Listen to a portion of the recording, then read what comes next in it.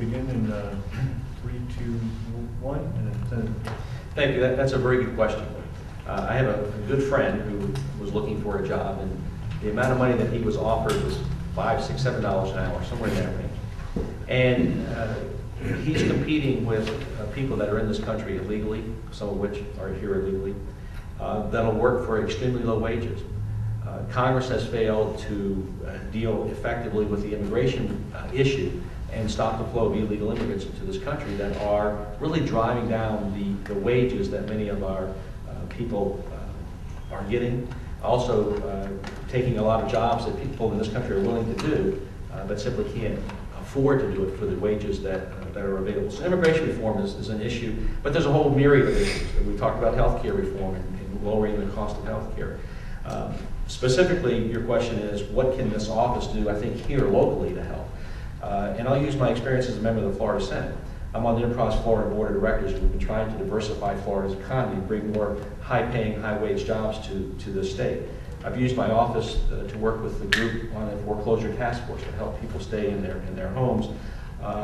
It is a very, very difficult process, but the most important thing I think we can do locally is to help work with our local partners to help diversify our economy.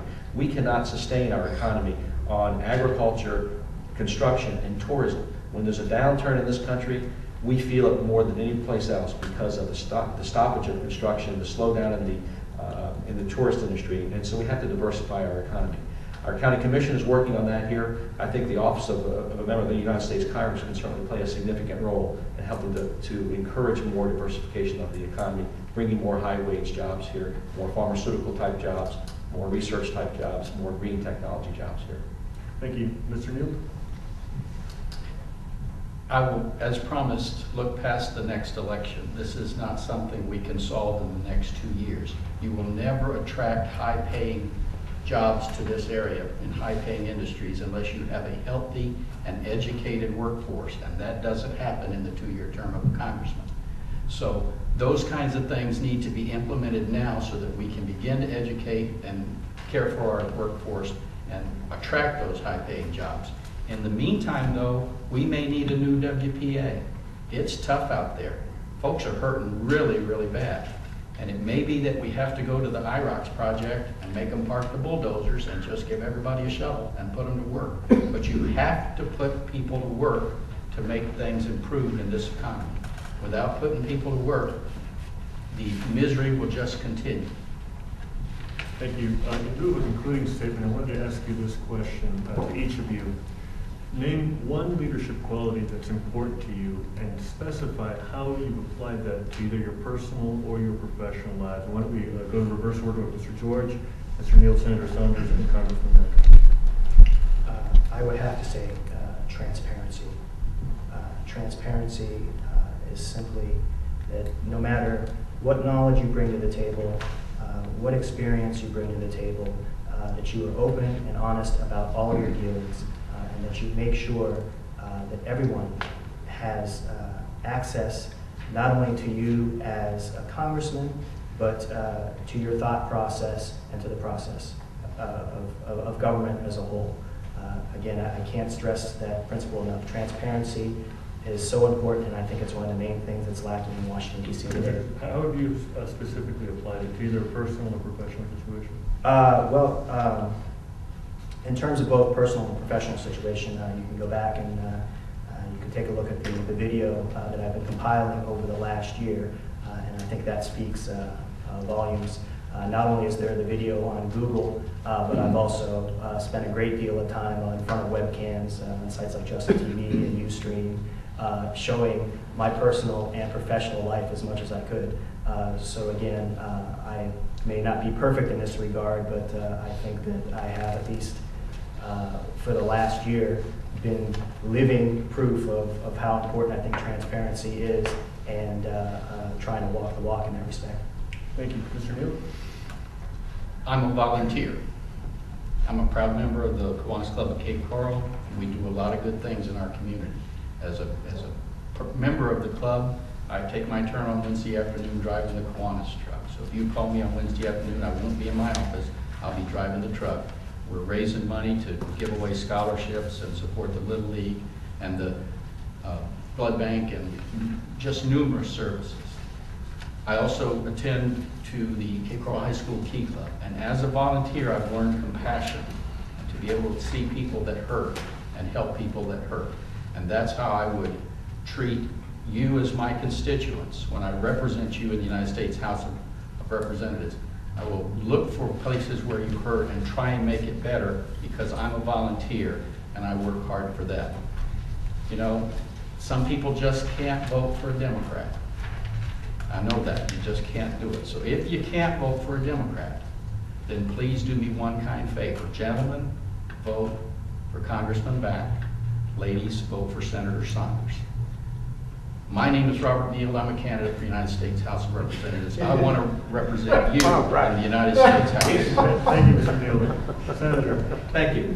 In my campaign for the United States Congress, I've been endorsed by firefighters, police officers, school teachers, nurses, and realtors. And I've been endorsed by those folks because they know that I will roll up my sleeves and work with everyone to try to find solutions to problems. I've had a 22-year history in public service in Collier and Lee counties, and have done that in a variety of different on a variety of different issues. For example, the energy legislation that we talked about, the fact that we have a blueprint for the future of this state that can be a model for the rest of the country, and quite frankly, can be a model for the country, is a product of working with independents and Democrats in the Florida legislature to come to a consensus product that works for the people of the state of Florida.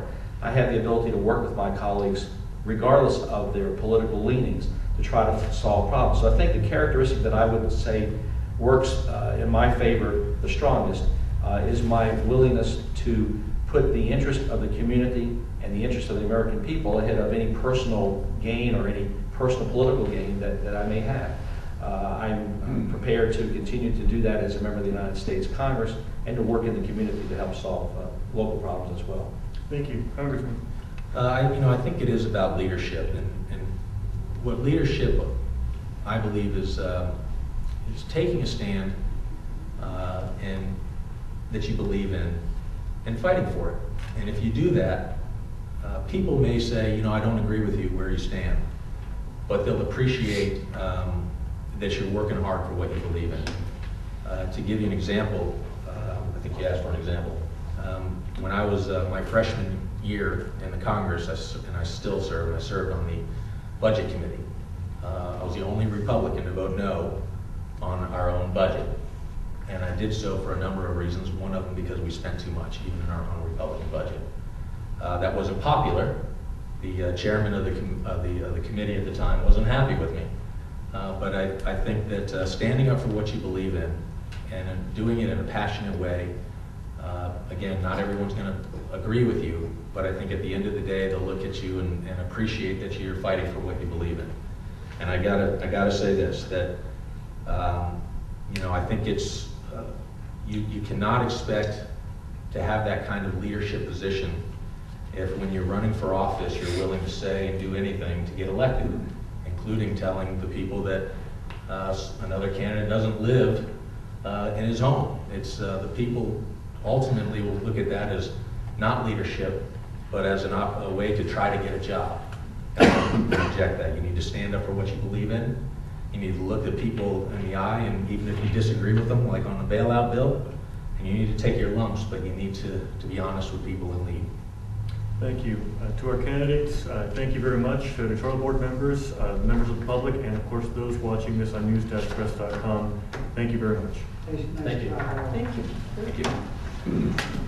Thanks. And thank you very much. Thank you. Yeah, good seeing you too. Good to see you. Thank you. No, it's great.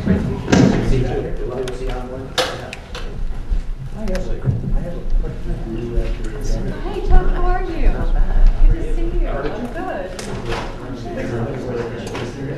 We didn't get that grimace on camera. I figured that.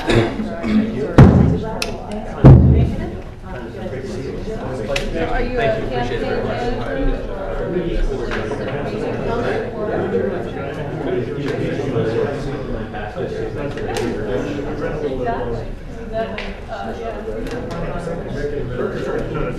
Exactly.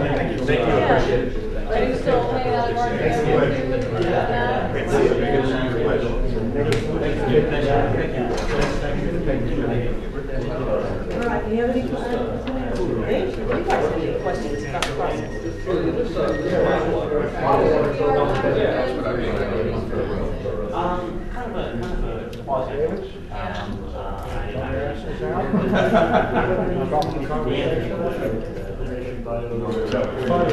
process?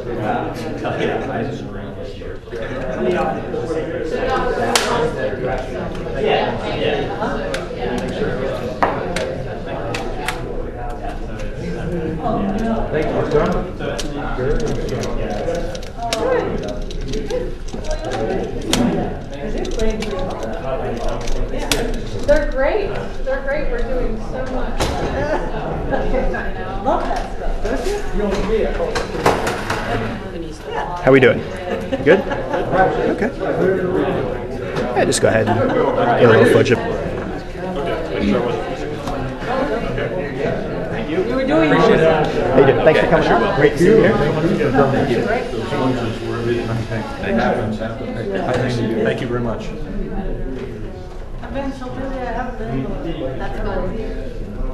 That's good.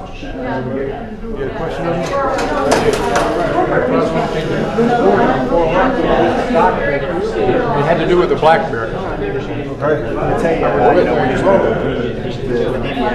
would love that. He also has a portable GPS. His well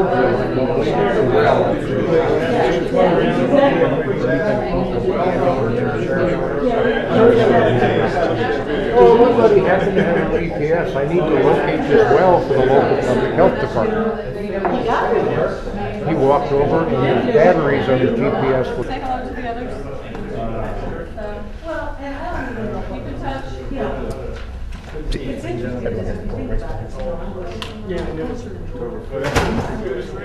Editorial?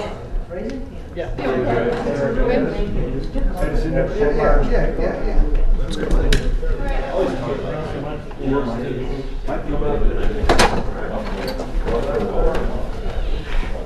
Did you catch that last exchange with Congressman Mack when everything was done?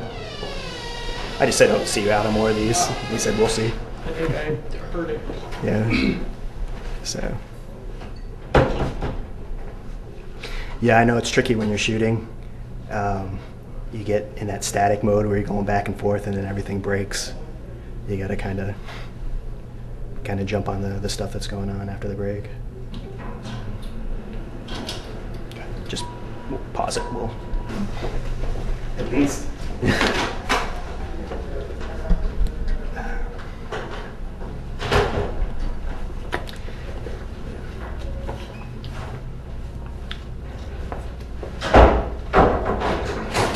So, how many of them did you formally work with? Quite a few. I mean, you know, none of the people who asked questions, aside from Carol, the publisher, were people that I would ever really have contact with, and I never really had contact with her. I mean, aside from the big meetings, but I mean, there were quite a few, and I mean, David, who I know, and it was an interesting mix of people. Well, it's interesting the way they did that.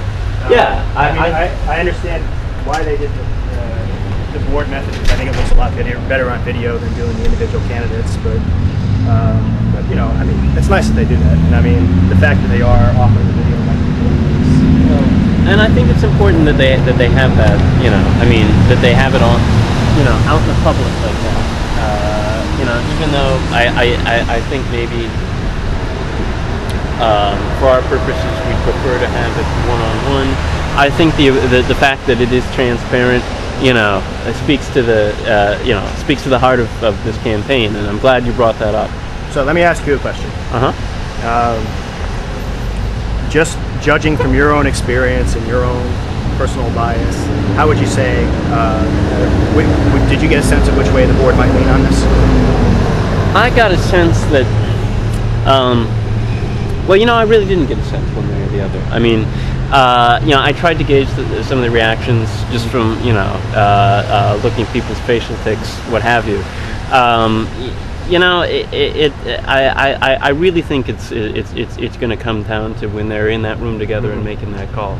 Because you know, I know there are people there who have, you know, a wide range of viewpoints, and you know, I think that some of the viewpoints that may be sympathetic to us are outnumbered there. But you know, I certainly, you know, I certainly, if I had to guess, would say that the endorsement is going to go to Saunders. I would guess that way as well. Can you hold that for me? No problem. You know, that's why And when we were in there, I mean, my appeals were not to the news press board. My appeals were to the people that will hopefully be watching this on the news press. I'm going to make the same appeal now to our own audience, however big or however small that may be. But right now, I got a good documentary. And if I got maybe 10-15% of the vote, I'm certainly not going to complain about that, but that's not going to change the way things are going in Washington. You know, one of the things, and I certainly don't blame people out there. A lot of it falls onto us, but we haven't been getting as much feedback as I would like for this campaign. We haven't been getting as much participation. And if you don't feel that I'm the candidate for you, that's fine. I understand that. But if anything of what we're doing resonates, this last month, more than ever, we need your participation. And I'm not talking about just donations. Donations would be nice, but if you haven't noticed, I've been out there soliciting those, because what we need is we need boots on the ground. We need people directly involved with this campaign. And if we get more of you involved with this campaign, then we will have more of you involved when we go to Washington, D.C. That's the only way this will work. If I don't have enough of you out there in this district working on this campaign with me, then everything that I'm saying I can do in Washington won't be a success, because the only way that this will succeed is if all of us work in this together. So I'm going to finish this up now, and we're going to get out of the rain, and we're going to take off. And you saw those other 3 schlubs. Don't let any of them get into Congress, please. You know, do something with a little common sense, if you would. Let's get out of here.